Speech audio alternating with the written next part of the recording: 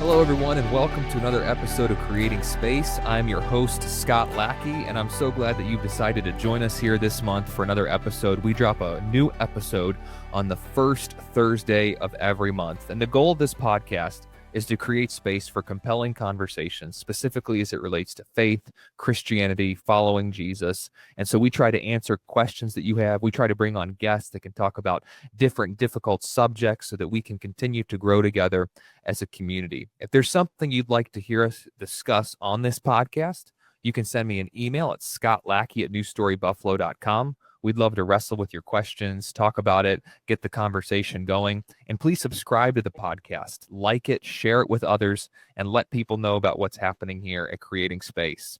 I'm really excited for this month's episode because we have a special guest on. My friend Kent Carlson is joining us on this month's episode of Creating Space. Kent is a great thinker, deep follower of Jesus, committed follower of Jesus, and Kent has a great background. He's done a lot throughout his life. He's currently a regional minister in the North American Baptist Association.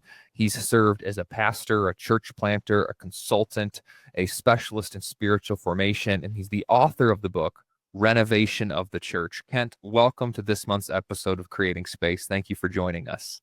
Thanks. It's fun to be here. Looking forward to it. And you are joining us from the beautiful state of California, correct? Yes, indeed. Sunny and warm. Sunny and warm. We don't have that here in Buffalo, but you have a little bit of a cold streak in you too. I mean, you are a Chicago guy at heart. I am. I grew up in the south side of Chicago, Cubs fan still, like the new Pope. And so I grew up in the south side of Chicago, but I once graduated from high school, I kind of never went back home. And I've been in California for the last 40 years. California's home for you then? Kinda, yeah. Yeah, I tell people that as soon as I graduated high school, I moved up to Buffalo from Virginia. And people ask me now, well, where are you from? And I say Buffalo, even though, it's been 13 years.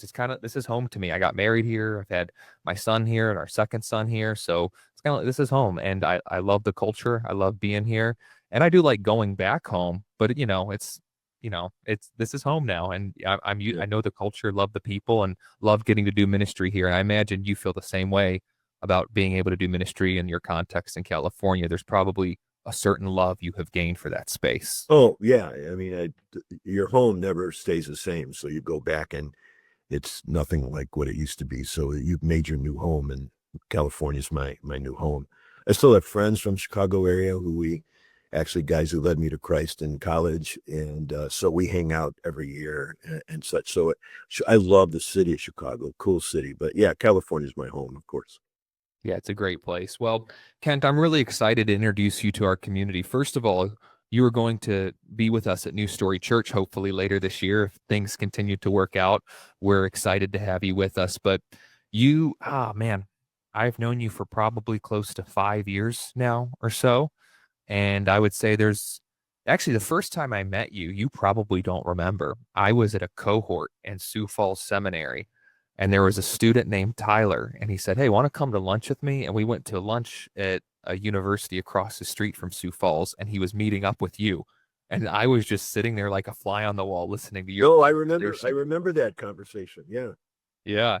And that was the first time meeting you. I still wasn't 100% sure where I was going in ministry, but as I've been a church planter the past 5 years, you've definitely served as a bit of a distant mentor to me, at least. It's hard across the country to stay fully connected, but I've always appreciated your insight and your sense of humor. And I'm really, really looking forward to introducing you to this community and then also to New Story, hopefully. I know I mentioned some of what you did, but could you give us a little bit of a background on your life as a pastor, a ministry leader, an author, and all the things God's led you to do over the years? Yeah, I should probably say I'm married for 43 years now and have two granddaughters, assortment of animals, both dead and living, all of whom are female, except for the rare male who is usually then castrated. So it's been an emasculated environment my entire life. We moved out here. I came to Christ in college in Illinois. became a missionary in South America, Colombia, South America, a failed missionary. So I left there, came back, got married, um, went to seminary, and then came out here in 1984 to plant Oak Hills Church. I was there for 32 years and then went on to serve in the international office, NAB, and now I'm a regional minister with NAB. Most of my work has been oriented around people asking questions about the church, rethinking the church, people deconstructing, younger leaders who probably to a large degree are not that interested in taking over daddy's business. And so how can we figure out ways that to resource them and encourage them to create new experiments of what the church can be in this post-Christendom world.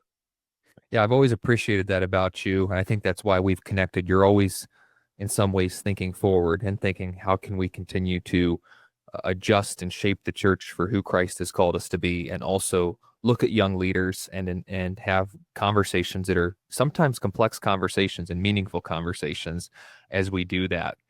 And now, as we talk a little bit about your background too, part of the reason I wanted to have you on is our church has been going through a phase of leaning more into spiritual formation over the past year and a half. It's been a transformational experience for our leadership team, for our church as a whole. And some of us have read through your book, Renovation of the Church, which chronicles your story of Oak Hills and some of the development that God did through you there as a church planter and a leader.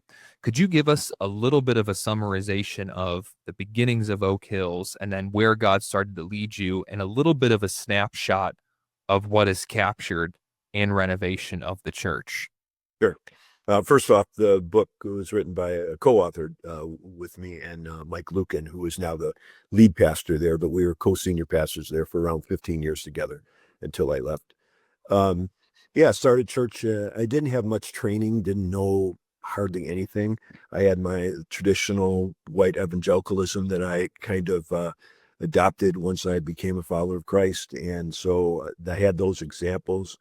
Um, so it was very centralized around the Sunday morning service. But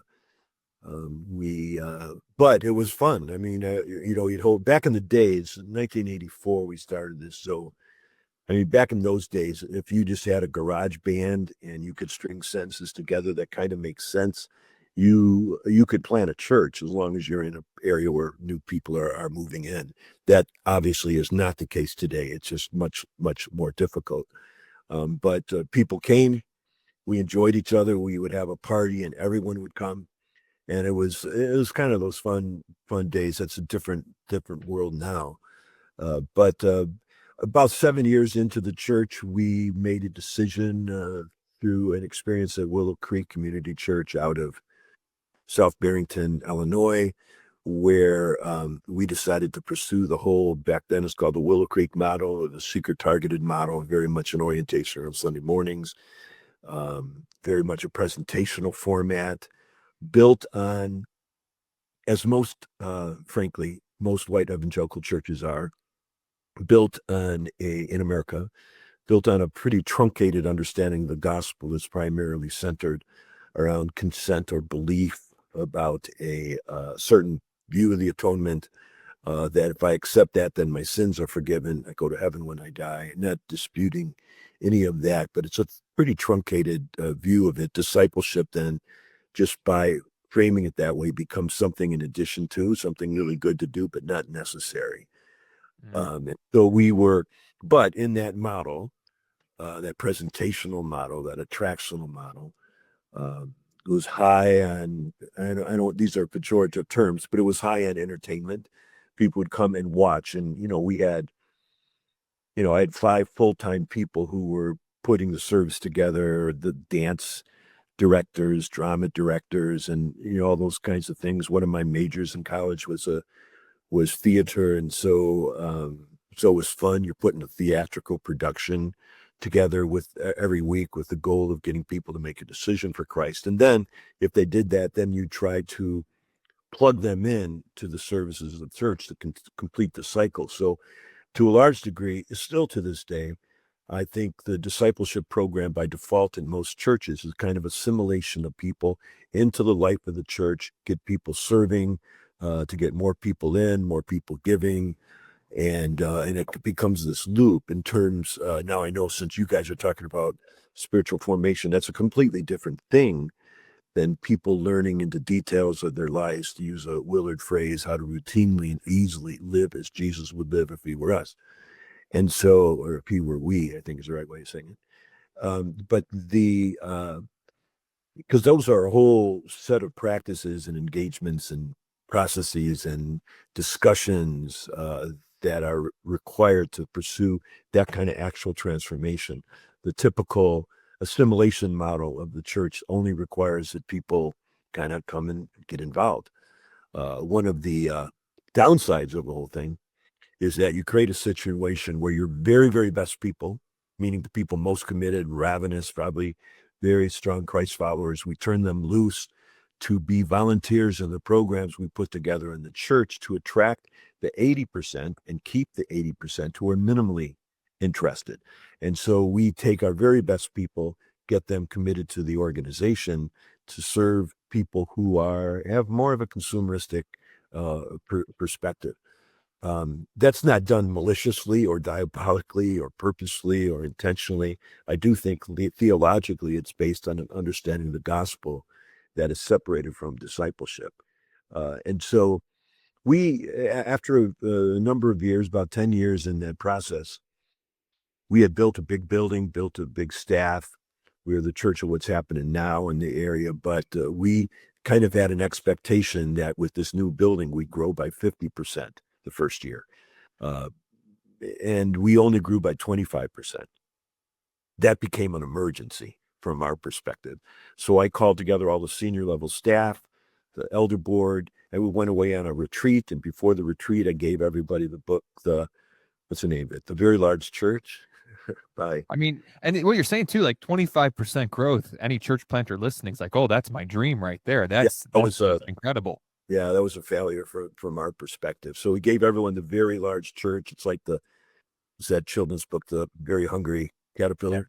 We gave them this book, and then when we got to, because we understood that if we're going to continue to get larger, you always, as a pastor, have to keep, and a staff have to continue to reinvent yourself, how you spend your time, who you spend it with, all those things. So we got the retreat, and we asked. I just said, what would people's response to the book? And invariably, almost everybody who spoke brought us to this chapter that I think was labeled consumerism, which essentially had the message that consumerism is the most powerful force in America, bigger than religion, bigger than patriotism, bigger than whatever you can think of. And it's here to stay. You're not going to beat it. So the church that wants to thrive has to learn how to harness consumerism in order for the church to continue to grow. To a person, we went around talking about how that seemed offensive to us, and mostly offensive because we realized that's how we were operating.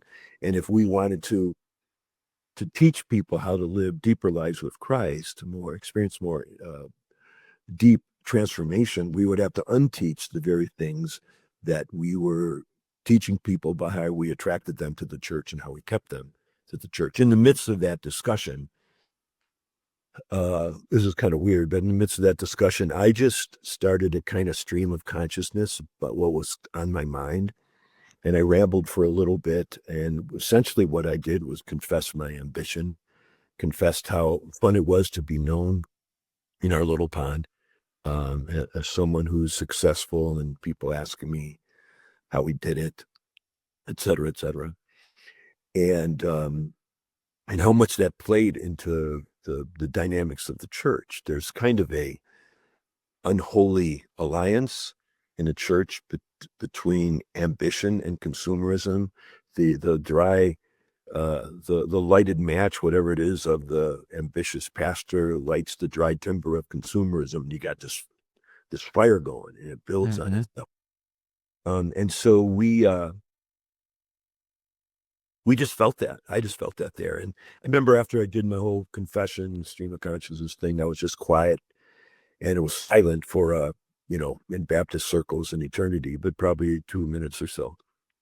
And I'm not knowing what anyone's thinking. And one elder said, "Hey, this is a holy moment." Someone else, she said, "We should just pray for a while."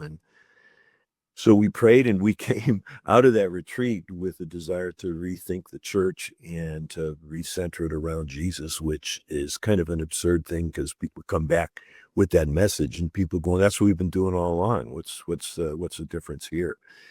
And we kind of we tried to do it right, but we kind of broke the unspoken contract the leadership has with the church and how it's been started and created and kept going. We broke that kind of unspoken contract. I was less enthused with the CEO model, much more enthused with the spiritual direction model, interested about the internal landscape of a person who is seeking to follow Jesus in the details of their lives. But the kind of model of church, the attractional model, requires a kind of constant feeding. We I didn't have the stomach for it. What's the show this week? We had this stupid slogan. It was fun for 10 years, but we had this stupid slogan called "You'll be surprised," which means to give the message every week you come, we'll surprise you. We'll give you that moment. We'll surprise you, which is an unbearable burden of programming each time Well, surprise people. sorry, I think I also remember there's a story in the book where I think it was your worship leader or somebody made a Yep. comment to you of like, we could do this and we don't even need God, or we could do this without God, or something like that. Yep. And I Yep. think almost every ministry leader would somewhat be honest if they were to be honest with themselves, would say, man, if we had a Sunday morning that's like that before, but for you guys, it wasn't just one Sunday morning, it was week in and week out, this performance that was happening. Mhm. And what I think the scary part about it is it happened with good intentions. I mean, this is what Yeah. we overlook with the attraction movement sometimes is the intention behind it was the church needs to be reaching lost people. Yep. That's the intention. And Absolutely. that's a good intention. Like that's a Yep. good intention, but at what cost? And I think Right. you obviously scratch the surface there. Let's go to the lowest common denominator, consumerism, just because that's what works for people, and turn the gospel into consumerism. And it, is do you really have to do that to be a friendly church? Yeah, there's a difference between being an attractional church and an attractive church. You know, it's we give these definitions to them. I would say an attractive church is simply being a church that is winsome and Christ-like. Attractional is a philosophy that's oriented around getting people to come and kind of this lowest commitment kind of thing, get people across the line of faith so that they'll be in heaven forever. And I think if that is your gospel, if that is your understanding of the gospel, I think probably attractional model churches may be the best way of going. But if your goal and understanding of what Christ has called us to is to make disciples, well, then how we do church is teaches us a lot, and that concept of the gospel being about my own personal salvation. Again, personal salvation is important, but when that is centered, it makes actually me, the person being quote unquote saved, the center of the story. Mhm. Whereas in a more robust understanding of the gospel is Christ who has come inaugurating a new kingdom as the king. There's cosmic implications. There's implications of how we then center around this larger story. And the whole goal then in worship and in church life to a large degree is take the smaller story of our lives and immerse it into the larger story of God and his kingdom. And that's something that's pretty enthralling, but it's not standard when once you know in a attractional model church, once you know the levers to pull and the knobs to spin, you can do it without God. Now, of course, God in His grace shows up in all these places wonderfully, but it breeds a kind of cynicism if you actually have moments where you say, I can do this without God," because there is a kind of perverse truth to it. And if you live too long in that, you either become completely disconnected from your internal world, or you begin to see the absurdity of it, and cynicism starts to creep in. Yeah, it comes down to one of the things I say is, of course, we have been saved to something. We have been saved to an eternal home, future resurrection, and we've been saved for a purpose. You could say that, but we've also been saved into a community. We've been saved into this group called the church, this family, and that almost becomes a secondary thing. we love to quote Ephesians 2:8 and 9, and then we act like Ephesians 2:10, Paul says, oh, this is just a secondary thing, that you've been created from Right. good works in Christ Jesus. That part, he might as well have just put a little note there that said, hey, this is if you feel like it. But all we Right. care about is 2:8 and 9, for by grace you've been saved through faith, not by works, so that no one may boast. But he doesn't do that. And, it seems to me that he would probably argue that verse 10 is just as important as verses 8 and 9. But we just highlight verses 8 and 9 and then act like verse 10 is an option, or it's optional. Or even, the Great Commission is to go and make disciples. Well, disciple, student, apprentice, teaching them to observe all that I've commanded you. Well, you go back in Matthew's gospel to Matthew 5 through 7, that changes the game, observing all I commanded you. And I'm not saying that there's something wrong with a simple evangelization to introduce people to Jesus, but we can't just do that and say, oh, it's done now. It's over now. I did my part. I let some people know about Jesus. Hopefully they made a decision and they're moving forward, because Yeah. that's not the mission. And that's not the life that even Paul suggests in his letters either. But this requires a little more commitment. If, and that, I think Sure. that scares some people, specifically in an evangelical mindset, because then it gets into, are you talking about works now? I mean, this Right. happened as soon as we introduced formation in our church. Somebody approached me and was very concerned that we were talking about works now and that we're incorporating works. Okay. And it in some ways, once again, I want to acknowledge the heart behind that. There's a heart of, I'm concerned that the gospel's being distorted right now and I need to say something. So I want to appreciate that. But at the same time, when we take a look closely at the New Testament, I think Jesus, Paul, Peter, whoever would be flabbergasted by this idea of, yeah, I just went and made a decision. And if I decide to get involved, yeah, maybe. And apart from community, I'll just do it on my own. I think they would be a little stunned by that idea. Well, there's the evangelistic message of Jesus. We can see it kind of clearly. He did not say this to disciples who are already way down the road. He said it to the common folk, to the multitudes. He said, if anyone wants to follow me, they have to take up the cross daily, deny themselves, and follow me. It's this call towards the narrow way, which is a way of living one's life that is ordered around certain practices, engagements. The early church, one of my favorite books on this is The Patient Ferment of the Early Church by Alan Kreider, where he goes in as a historian into why did the first 3 centuries of the church, 3.5 centuries, why did we grow so rapidly? And it's really interesting. There was no teaching about evangelism in the early church. It was simply, and there was minimal teaching about theology, having the right beliefs. It was about how do we become a certain kind of people. So there was a long process of teaching people how to actually love their neighbors, how to Mhm. bless, curse you, essentially the Matthew 5 through 7 training. And it was this community that was different than the rest of the world that that drew people to it. Our difficulty in a more Christianized world, and this is why it's more fascinating now in post-Christendom, but a more Christianized or Christendom world, where people had somewhere more or less the same quasi worldview. Um, you can get away with simply, teaching about here you need to accept Jesus in order to get your sins forgiven. But that message falls on deaf ears in today's post-Christendom world. And the only message we have is not just an individual, as I think you were pointing to, but a community of faith who actually functions differently than the rest of the world.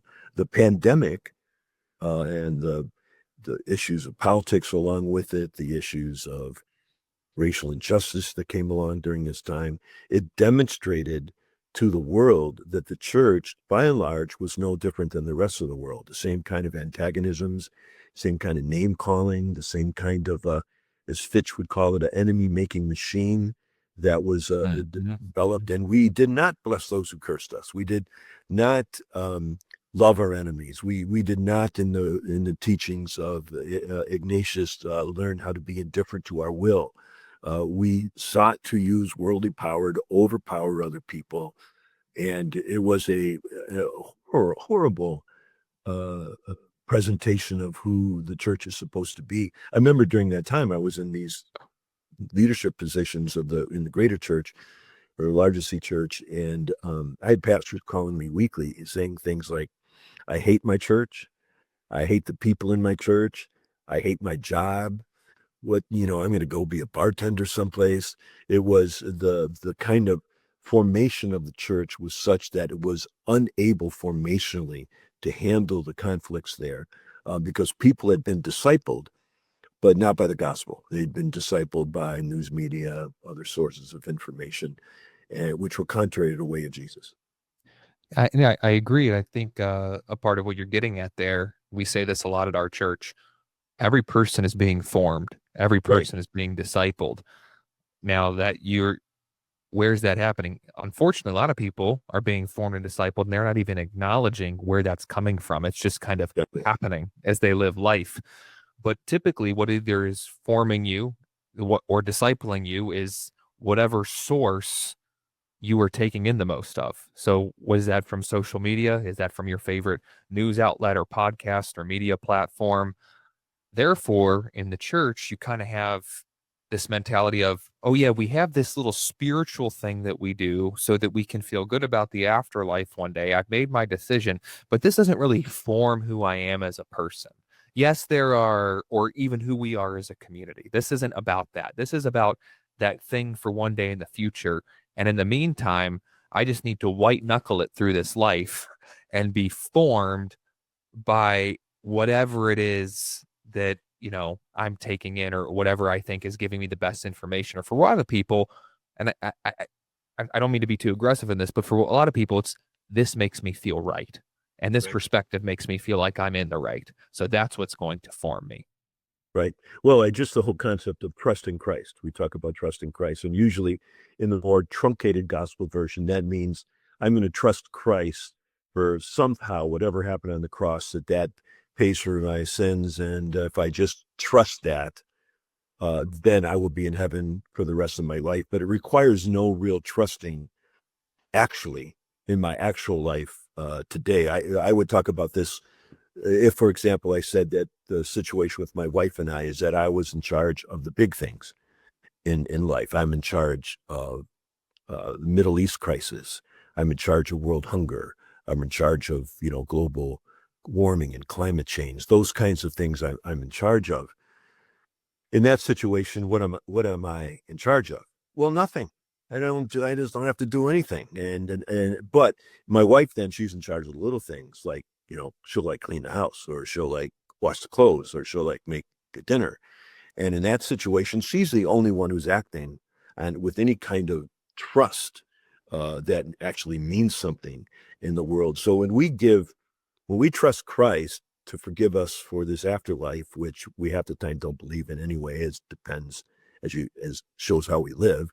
Um, we trust Christ for that, but in the details of my life, I'm trusting myself. That's just essentially another way of saying I'm not trusting Christ. And so you begin to recognize that goal of learning how to live a life that is living with confidence in God is a lifelong process where I need to be saved all the time. I need to be brought into this depth of my confidence in God, my trusting in Him, which requires me to be not only engaged in my own personal activities, but I have to become a part of a community that is doing this as a communal practice. In fact, again, this is a non-binary in the sense. But if I had to ask someone, if someone said, okay, what I'm going to do is I'm going to do all this personal spiritual formation. I'm going to do solitude. I'm going to do silence. I'm going to read the Psalms. I'm going to do all these other things that are typical, but I'm not going to engage in any kind of Christian community. On the other hand, a person says, I'm going to engage in an in-depth Christian community, but I may not be so good on the silence and solitude. I said, well, do the Christian community, because that will by far have the bigger effect who you hang around with. Just as you said, all churches have a formation to them, for good or for bad, just as all people have a formation to them. But it has to be purposeful. And these things are often caught in a beautiful, robust, loving church community by just kind of breathing the air over a period of time. So we as pastors Our responsibility is to make sure, for the most part, that our community is a good community, that if people come and hang out for a while, they'll get it. They'll catch it, and it'll get on them and in them. That's good. And so back to even the story of Oak Hills a little bit as well. I mean, mid 90s to the late 90s, somewhere in there, you guys reached to being a church of about 2,000 people, which was pretty large for that time period. And you sense God leading you in Yeah, in this that little pond, direction. sure. Yeah, is pretty big, and so there's a lot at stake to shift that culture because it's going to affect a lot of people. But as you write about in the book, you sense the Spirit leading you in that direction. You sense the Spirit leading your church to more of a formation focus, and not to mention, this is what 30 years ago or so, 25 years ago, somewhere About in there. 25 years ago, yeah. So this is a time before there's not a lot of formation resources out there. I mean, there's some books by Dallas Willard and Richard Foster and Nowen and stuff, but there's not a lot of how to do this in your church or, here's this curriculum. There wasn't a lot of that out there, I don't think. Now maybe there was more of it than I know, but I don't think there was much based on my understanding. So what was that like, even just internally, big picture, trying to navigate this and figure this out? I can't imagine on so many levels that being the easiest process in the world. Yeah, again, we were overly optimistic. I was founding pastor. The whole leadership team had this experience with God together. So we just assumed everyone would be thrilled with what we were going to do here. And we obviously were mistaken in that, and ended up about 1,500 people leaving the church. I think a good percentage, a healthy percentage of that was due to the fact that I was a jerk or Mike was a jerk, and we just weren't good enough people to handle some of the, if you're a good person, if someone throws a hand grenade at you, you throw yourself on the hand grenade so no one else gets hurt. I would have a tendency to pick it up and toss it back. It was a time of disillusionment. What have I given myself to? I began to see the underbelly of the church and my own life for what it actually was. So it was tough there. And yes, to a large degree, we felt like we were doing stuff on our own, making it up as we went. Um, we did have the good fortune to develop a relationship with Dallas Willard. And so Mike and I would fly down to his place and spend a day or two with him and just pick his brain. And then we'd go back and try some things, and we'd go fly down and hang with him. And then I started to put groups of pastors together who were asking some of these questions. I asked Dallas to come in and spend the day with us, and people would just pepper him with questions, and he'd talk about the kingdom of God. And again, for those who are hungry for those things, that was a beautiful time. Not everyone was asking those questions. I remember one group of pastors I put together and at some retreat center. I had Dallas be the keynote kind of speaker in the smaller group of pastors. And he's talking, and one pastor came up to me. I think he'd repent of this now, but because I know he's changed. But he came up to me and he said, yeah, he's good, but he's not much of a leader, is he? And I'm going, dude, if this guy asked me to sell everything I have and move to Ecuador with him in a commune, I'd probably do it. I wouldn't do it if you asked me. And so it's kind of his influence was his influence certainly was brilliant, but his influence even more was his life was just really beautiful to watch. He kind of I remember once he was talking to Mike. We were in a car together, and Mike was just authentically, real vulnerably talking about some tough things about himself. And he said something, if you can come to the point in your life where you understand that you are complete in Christ and can rest in that, it will be okay. And Mike goes, yeah, I don't know how to do that, Dallas. And Dallas, he's sitting in the back seat next to me, and he waves his hand across his face like this towards Mike and says, you can do this. And I'm going, was that some kind of like Jedi mind trick? You just did right there. He was laughing about it to some degree, but it is the power of words, the power of blessing, the power of helping a person to see a world differently than how they have. And yeah, Dallas saw spiritual power in that. But again, it's if you're hungry, if you're thirsty for it, and we definitely were. I mean, again, just talking with him made us rethink everything about the atonement, the gospel, the what's the point of the church, how does a person grow, what do we attend to, et cetera, et cetera. And so you were really right earlier on that the seeker targeted, the Willow Creek model, the attractional model, when it began, did have a very strong emphasis on reaching people who are outside the faith, and that was real. Our church had that, and it was all about getting people to come and have this encounter with Christ. But it was very limited understanding of the gospel. In my particular opinion, is that most of these large church pastors, in order to do the job, have to be somewhat strategic thinkers who have a goal in mind and what does it take? What things do you have to put in place to get us there? That's why I say that the larger church or the attractional model church is so often oriented around a more truncated gospel, because if you had an awareness that the gospel is more robust, more full-throated, and dealing with my entire life, how I love my enemies, how I live as a non-anxious presence, you'd begin to realize, well, I would have to program the church differently. I would have to structure the church differently in order to make sure that those desired effects were taking place. And that's a 10-year process, a 20-year process. You're about planting gardens now at this point, or forests. And it doesn't have the kind of immediate payback efficiency that the whole church growth movement, which is the foundational movement under the seeker-targeted attractional model church. Mm. Going back a little bit to what you said as well, whether you're saying this to me or another pastor or ministry leader who's leading right now in a context somewhere, I think a little bit of what I heard you saying in your story, and correct me if I'm wrong, was you and your leadership team had this spiritual awakening and you felt like the spirit was leading.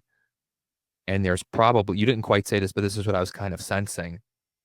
You saw it so clearly. So therefore, you wanted your church to see it so clearly. And there was then a bit of a difficulty communicating that, and came in your whole grenade analogy and all that. You're just throwing it back. Like, how can you not see this? How can you just not? We saw it so clearly. What would your advice be to whether it's me or a ministry leader or pastor or whoever who might be saying, man, I've been practicing Sabbath with a group of friends, and we've been, walking through generosity and community and Lectio Divina and scripture reading together, and we've seen the Spirit do so much. Now we just want our church to see it. What would you say based off your experience to that leader? Yeah, I wouldn't try to do any of that in a year or 2 years or 5 years and maybe even 10 years. The beauty of Dallas Willard and some of his teachings, and again, many others who have grown up around him, is this belief that the kingdom of God is real.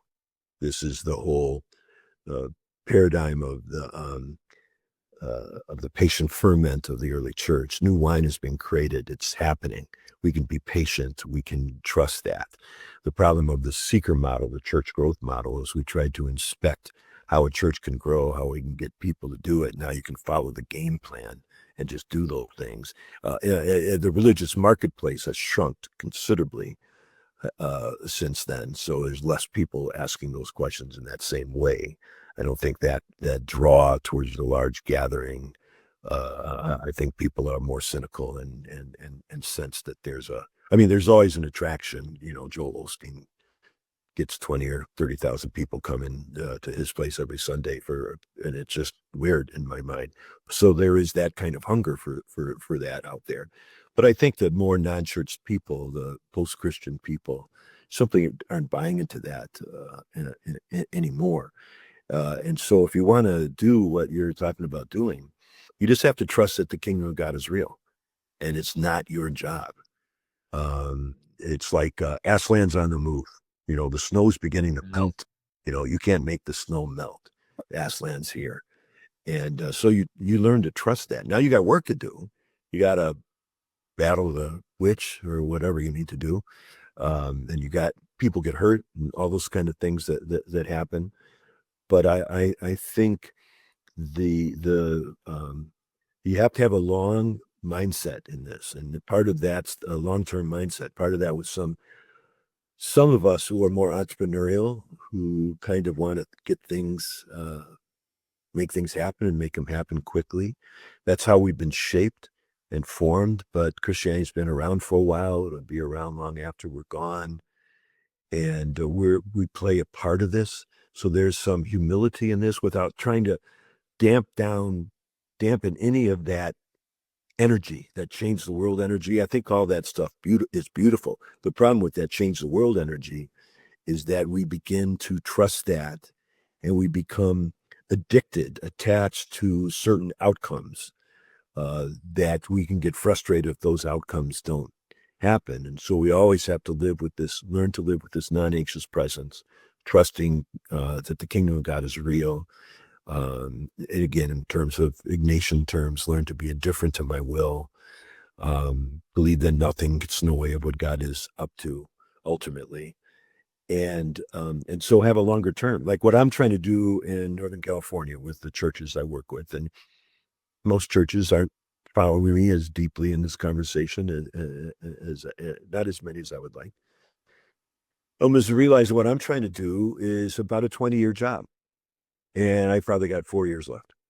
And so I just got a little part to play, and I'll try to be patient with that. So a lot of it is we have to deal with our ambition. I get really nervous when pastors talk about legacy, or they're having legacy weekends, or they're trying to, it's like, they're not going to make a statue of you. You're not going to be in the quad for the rest of your life with holding the Bible in one hand and your finger pointing in the other. You're just going to be a guy who was there, a girl who was there, and you did your job. And who knows what is going to come after you. And so part of it is to bring that energy, that juice, that deep engagement, that world-changing energy, but submit it to the slower work of God and His Spirit. When we look at our own lives, some of the deeper things that happen to us usually don't happen. I can't like say, okay, I'm going to do solitude. I'm going to be spiritually mature in a week. Usually suffering's involved, usually relational hardship, breaking, facing my own personal sin, recovery issues,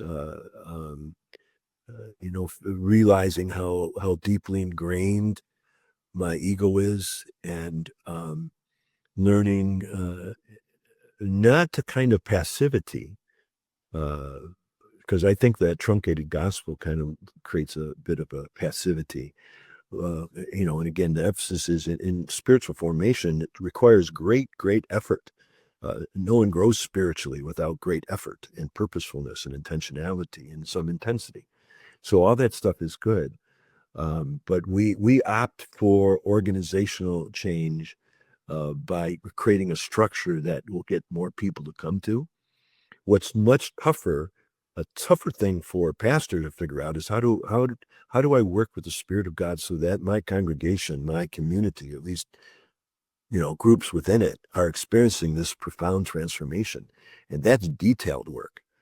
It's not a sermon on Sunday that points to all this with fill in the blank stuff that I'm going to do this week.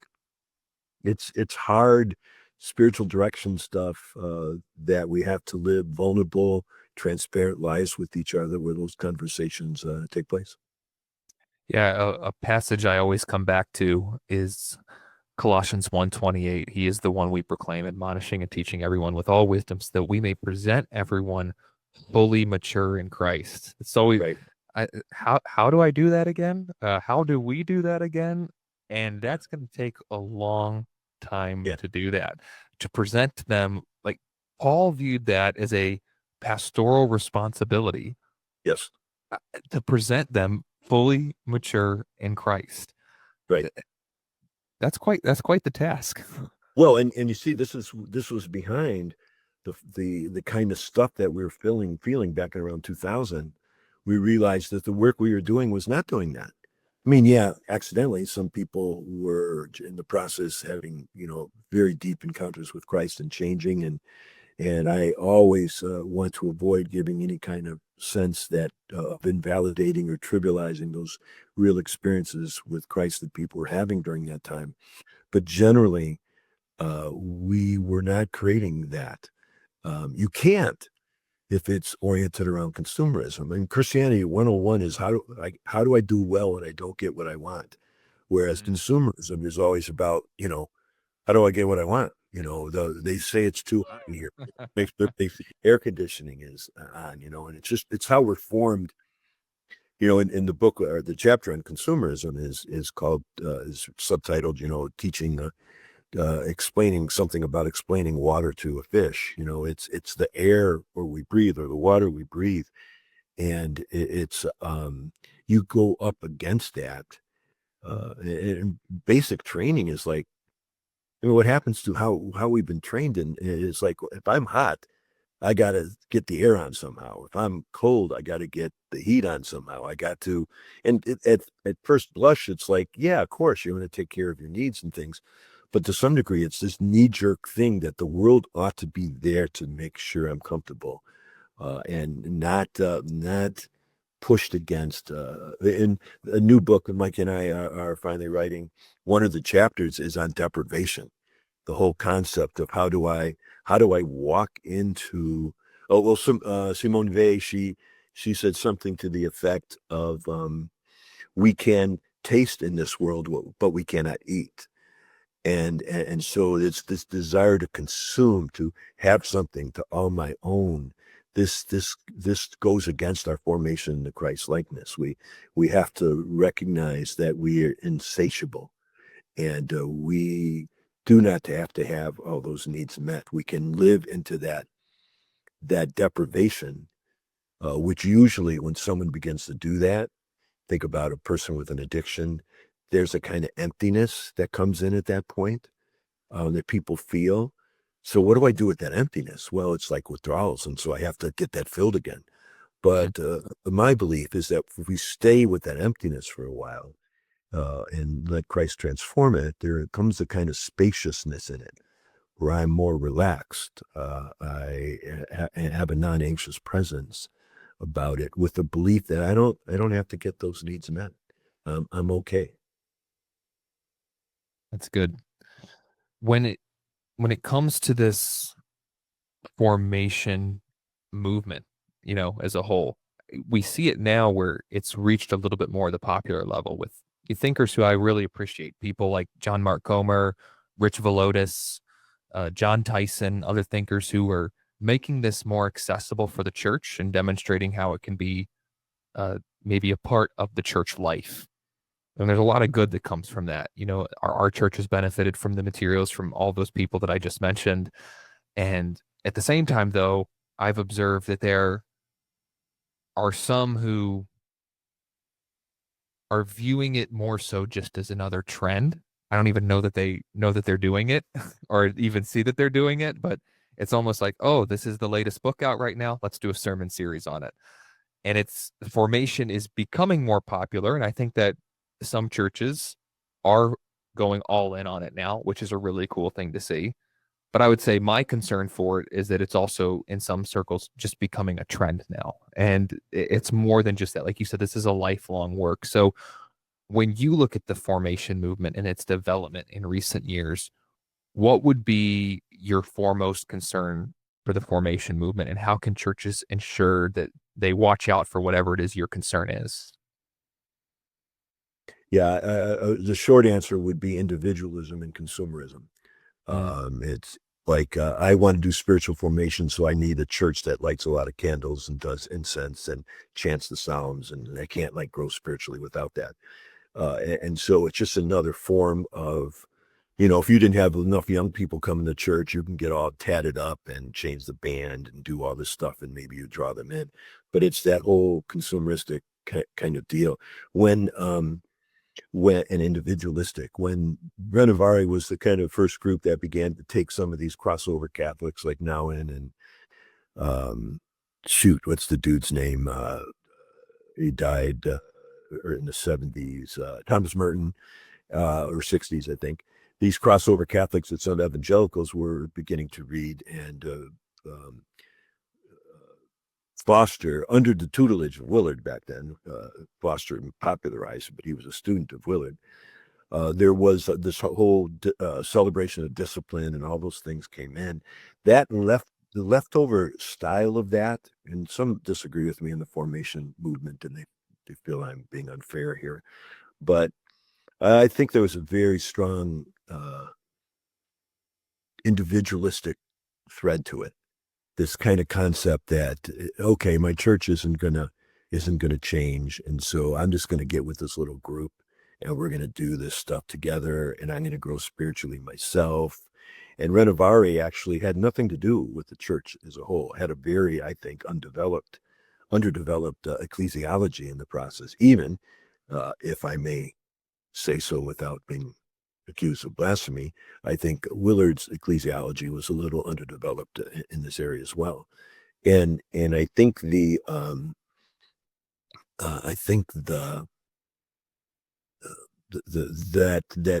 people began to look then in the movement as a church as simply a means to an end. Mm. Church will give people reliable means by which they can grow in Christ likeness. And I think the problem, and I think Fitch does a good job with this in some ways, that the vehicle for formation is the church. It's and that communal formation, if I can use that word, is crucially important. I would say central. I would say, if I want to use this, more important than personal individual uh, formation. And so we have to have an embodied formational pursuit that is oriented around the church, some expression of the church that is then reinforced by the practices of the church. And it's very purposeful and intentional. It's hard to do that. Frankly, there's a financial model because it won't. You're going from like a top 40 station at that point to an alternative jazz station, and the viewership or the listenership is just more sparser. Uh, and so, um, to pay for your spiritual formation pastor who will teach people how to do spiritual formation, you got to get more butts coming into the seats and things. And so it's a tricky financial thing. That's why I'm a big fan of micro churches and unpaid pastors and polycentric leadership, where a bunch of people are coming in, and in these experiments with a handful, 20 or 30 people, are learning to live in this way on mission together, um, pursuing formation together, in community together, without some of the trappings that of the organization that to some degree don't have that much to do with discipleship. If you're asking me what it takes to disciple people, I don't ask for money. I just don't even think about money at that point. Now, if you're trying to get a paid person who will do it, yeah, then you got to do that. If a person comes to me now, I get this from Fitch, but if a person comes to me now and says, I want to start a church, I go, cool, let's go apprentice as a plumber for a year and make sure you got a job, and then go start a church. If somewhere along the line the needs of the church or the movement of the spirit such that you need a full-time person doing that, well, then you can embrace that. But typically what I have is a pastor coming and says, I want a full-time gig planning a church. And so their immediate question is, how do I attract 200 people by the end of the second year? And in order to do that, you ask all the wrong questions and you just get stuck. And so I think I think if we are if again, I'm rambling here a little bit, but to answer more specifically your question, I think the thing to watch out for in the formational thing is that a formational movement is make sure it's communal. This idea that it's me and my spiritual life before God is not too different from salvation is me and my salvation experience with God. It's by and large, Christianity is so robustly a communal experience, and it's lived out together with people learning how to reconcile, people learning how to discern what the Spirit of God is up to, confessing sins, all those kinds of things that are required to be fully formed into the image of Christ. I think you're definitely onto something there. We forget that so many of Paul's letters were written to a group. They were Yes. not individuals. Yeah. Even for us, a shift that we've noticed, because we still have, you know, a lot of that goes into our Sunday morning service, message, worship, all that stuff. And we're in a portable space, but we have access to classrooms in the building because it's a closed school. We recently just renovated one of the classrooms and it's turned into a general meeting space because one of the things we've noticed is people actually want to be at the church eating food together. If you listen to the, at least I'm not as familiar with the Hybel stuff because I was more so raised up in the attractional stuff from the Andy Stanley era, which I'm sure is a lot of copy and paste, but it was more so stuff of we don't want people in the building. We want you out of the building doing your small groups at coffee shops, at houses and stuff. And once again, I get the heart behind that, but we're actually finding that people actually want to be in the building. They want to be together. People want to have a reason to gather. So even for us, we're even doing little things this summer where if it's nice out, we're just going to be making hot dogs in the parking lot and people can hang out and have a good time. And I get it. That's a step towards doing a practice together or Yep. growing together, but it's also a connection point, and I think we lost that. I think our idea was let's get people in the building for the high production service and don't come back to the building again till next Sunday unless you're in youth group and go do something somewhere else. But people actually want to Yep. be together and grow together. It's actually something, a unique thing the church can offer in today's world too, where everybody just is finding connection on social media. We can actually offer a face-to-face connection that you can't find somewhere else. And I I know that so maybe, so so agree and with that's you. maybe me. That's maybe me thinking a little more attractional too. We're offering something that nobody else offers, but guess you can't get it fully out of me. No, I agree with you. I used to say at Oak Hills that, hey, our building wants to be missional, but it doesn't have any legs.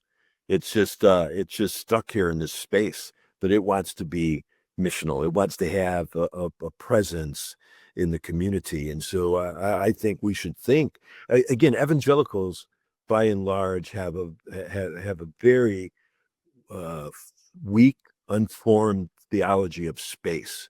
You know, our buildings are, you go to a Catholic church and you sit inside it for a while.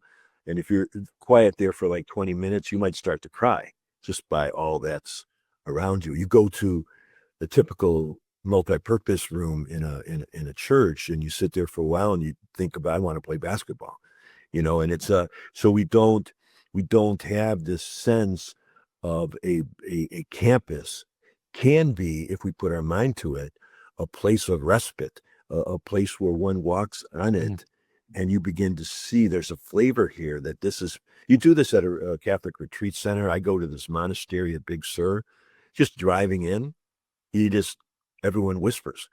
And so I think a space, but we have everything is utilitarian that we have in our circles, and it comes from that. So I think a space for barbecues, I think a space for families to relax, coffee bars, all those kinds of things are, as well as gardens, as well Mm. as places of meditation.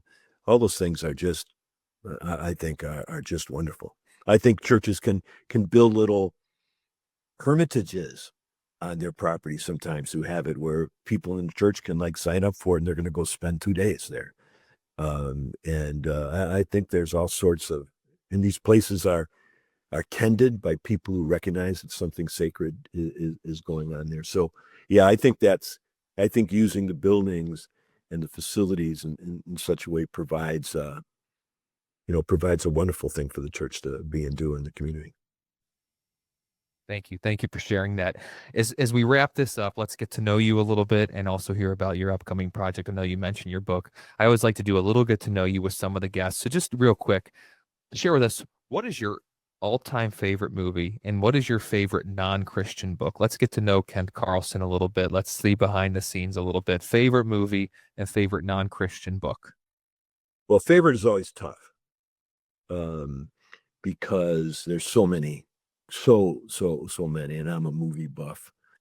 Um, so I'm going to do the one that probably that no one's probably hardly anyone's going to agree with me here on this, or um, but it's impactful in my life and my family's life. And I'm embarrassed to say it, but it's the older version of Anne of Green Gables. I've been, Wow. and it's the not the one with Anne with an E, which is wonderful as well, but the Anne of Green Gables. There's something about the beauty and the poetry of it. This little orphan girl coming in, riding in with what's the dude's name? Her adopted father. Is it Richard? I'm the wrong person to ask. I'm the wrong person Okay, to ask. and it's beautiful. She's just naming this is the valley of sunshine and flowers or something, and she just lives with this appreciation of the world and all the kind of foibles that she's engaged in, the love between. And my kids, we watched it. We would have marathons almost every year, and so it was a big part of it. I cried like a baby every time that Matthew's the guy's name. Every time Matthew dies in it, sorry, spoiler alert, but it's just beautiful. So uh, if I were going to do one outside of that genre, again, not my most favorite, but one of my more super enjoyable ones is Lars and the Real Girl. Have you seen that? Oh, that's a fun one. Yeah. Okay, there's like no protagonist, no antagonist in it, and it's just this beauty of community that comes around this troubled guy. Another one would be Station Agent, which is kind of a out there movie, but it takes the people who are all in community and they learn solitude, and all the people who were in solitude beginning to learn community in the midst of it, and it's pretty precious. So just the whole texture of it, the scenery, and all these things, I love it. You So have a little more depth than me. I would have probably named something with Bill Murray or Jim Carrey, yeah, though I which love all that. mm, No, I have that breath on that. So those are fun for me too. I Very, mean, very much fun. movies like Lost in Translation can have some depth to them, or Eternal Sunshine. There's some depth Very, there, yeah, but maybe so not quite where you are. well, no, there some of those are less actually accessible to some people in terms of breaking into it. But yeah, this was again, it's slower. My wife's influential in me in that because I will like the born identity kinds of things just for the sheer enjoyment of it. But my wife has introduced me to slower, more in depth characters and the beauty of it. So I am I'm a Midwesterner, so I'm an emotionally repressed Swedish Midwesterner who just never learned that I had emotions and that they were a thing. And so since learning that, it's I particularly in my older age, I'm just this close to crying all the time because the world is so incredibly beautiful to me that I just see it all the time. Book, so many things. I'll do two. One is Gilead by Marilyn Robinson. If you've not read Gilead, you got to read Gilead. Anyone listening to this who has any pastoral experience or loves their pastor, it's not a Christian book. I mean, Marilyn Robinson is devoted Christian, Reformed Christian essayist as well. Um, she at the in Obama's last year in the presidency, Gilead was one of his favorite books as well, and he interviewed her as opposed to she interviewing him. He brought her to the White House and he interviewed her about this book. Pretty fascinating book, Oh wow. Gilead. You could read that whole interview, which is fascinating. But the other one, and I am sorry if this is too nerdish, but it would be I could pick a number of them, but I would pick The Brothers Karamazov by Dostoevsky. Some would say it's a Christian book, but I think it's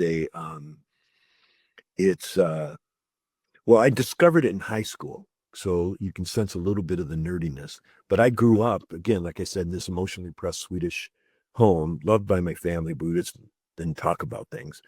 And I read this book, I picked it up, and the descriptions of these guys' emotions were so in depth, and I did not know those kind of emotions. So I felt like in my family, I had to, other kids would be with a flashlight and a Playboy under the covers, and I'm a flash boy with a flashlight and your brother's Karamazov dealing with like I grew up in a home where in the '60s where all these parents were given these pamphlets to say how to tell if your kids are using drugs. My parents had how to tell if your kids are using spices. And so is anything, we just grew up bland, no emotions, everything's repressed. And You so mean I'm the spices from Dune? Is that what you were into? no, not those, no. Like anything other than sugar or ketchup was like out of bounds. And so I am familiar with the spices from Dune. The but so I think those two books, I think Crime and Punishment by Dostoevsky is by far the more interesting read in some ways, but it's terrifying to me. The the kind of person, I won't go into details for those who haven't read it, but the stuff. Have you seen the movie Fargo? No. Okay, what are you watching, dude? But it's this, but it's this guy who does something inappropriate, wrong, and the whole book is about getting closed in on and being found out, and the panic that arises. It's just in many ways psychologically terrifying to to kind of read and go along with. So all that was fun for me as well. I did try to read The Idiot one time based off your recommendation, and I was really struggling. I got to be honest with you. Yeah, I'm not the idiot's fight. Yeah, not it quite at takes a your level. while. I don't know. It's my level. It's maybe, yeah, I don't know what that is, but yeah, that's my alter name is Prince Mishkin from The Idiot, which is another Dostoevsky jewel as well. He has all these types of Christ uh, in his books that are really fascinating. So It's awesome. Well, thank you for sharing that. And as you know, we started on here talking about your book, Renovation of the Church, deeply impactful to me. I'll put a link for it in the show notes. Hopefully, some people go order it and buy it. It's an incredible read. Really, I've had a lot of my leadership team read it, and hopefully, we can all discuss it in the future. And you're also working on a new book, you and Mike. Tell us all a little bit about that new book. And then also with that, if anybody would like to connect with you and follow you, is there anywhere that we can do that as well? I don't have any kinds of things that I do. Other people can just email me, and that's at Kent at norcalnab.org. So you can just put that. You can just put that in there. Um, that's fine. You can probably, you have my phone number. You can put the phone number in there if you so desire. People want to text me on something, I'd be glad to do that. Yeah, the book, after we finished the first book, InterVarsity Press came back to us, and it was well received. I mean, people don't read books anymore, like they used to. Um, but but it had a following, and I think it was at a certain period of time where we're asking questions that we hit the moment right. And so immediately afterwards, about I think we wrote that in 2011, and then 2015, somewhere in there, we negotiated another contract with InterVarsity for a second book, which is was called. It's still the title is Renovation of the Leader. So if it's an issue, if we talked about this is the church, the situation of the church, we have to admit that it's leaders who have brought it there. I mean, we're not like victims. We're complicit in the whole thing. So we talked about what does it mean for a leader to be renovated in that way. So that was about 2015. We got our little advance, and we didn't do anything for 10 years. I mean, we went away in a retreat and just horsed around more than anything else, and just didn't do it. We're all busy and less ambitious than we should be, kind of lazy. And so they just contacted us in this last winter, end of 24, said, hey, since you're not going to write this book 10 years later, it'd be nice if you give us back that advance. And we're going, I don't want to give that money back, and because it doesn't exist anymore. And so we said, no, no, no, wait, we'll still like to do this. So we put our heads together, came up with a new outline, and they said, yeah, we want this done. And so we're supposed to have it done by, I think, November 1st. I'm already starting to panic. Um, but essentially, it just like I'm looking at my desk here, here's my titles: curiosity, deprivation, innocence, discernment, apostolic, hope, and then I have an epilogue to do. Mike's are areas of success and formation and humility, and I don't remember a lot of his. But it's these kinds of, he does a brilliant intro for it. And so, yeah, so we're working on that. I have no idea whether anyone's interested in it or not. We didn't think of that with the first one. We wrote that first one mostly for our church to kind of help create the narrative around it, how what happened at Oak Hills, what it came to be. And so we wanted our people to have that. And, a few other people found it interesting. So I don't know if anyone will find this interesting. Mike says everyone's going to find it interesting, but he's uncharacteristically hopeful about it. Well, I know I'm going to find it interesting, and I believe people listening to this and others will find it interesting as well. So we're looking forward to reading it, and as soon as it's posted on Amazon, we will pre-order it. We will make sure to get it in pre-order. But hey, thank you so much for joining us on this month's episode of Creating Space, Ken. It was great having you on. Thank you for being with us. It's fun so much. I loved it. Great. And thank you to everyone tuning in and listening to this month's episode. We release a new episode on the first Thursday of every month. We are here to create space for compelling conversations as it relates to Christianity, following Jesus, and hopefully answer different questions that you have.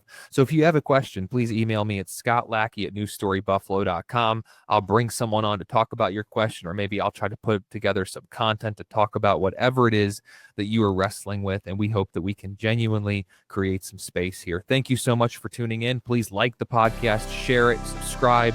We hope that you continue to join us every single month on Creating Space. Thanks for tuning in, and we'll be back with you next month.